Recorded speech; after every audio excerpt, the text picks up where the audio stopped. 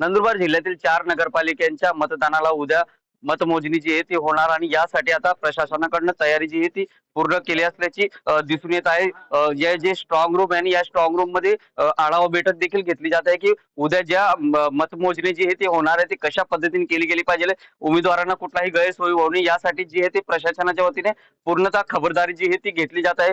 गेल्या 2 डिसेंबरला मतमोजणी झाली, मतदान झालं होतं. त्यानंतर 21 डिसेंबरला मतमोजणी होणार आहे.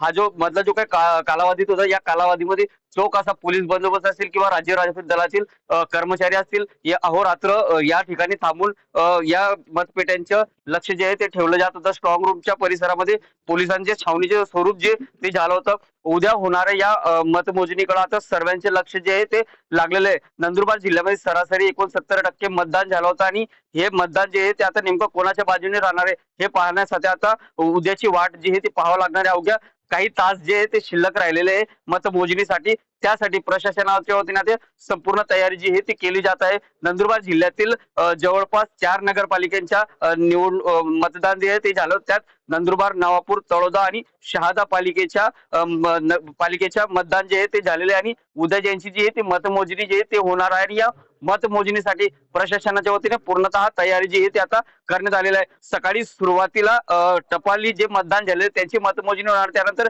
ईव्हीएम ची मतमोजणी ती होणार आहे.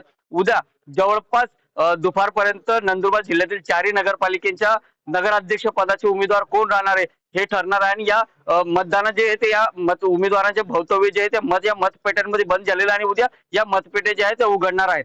जितेंद्र बैसाने, टीव्ही 9 मराठी, नंदुरबार.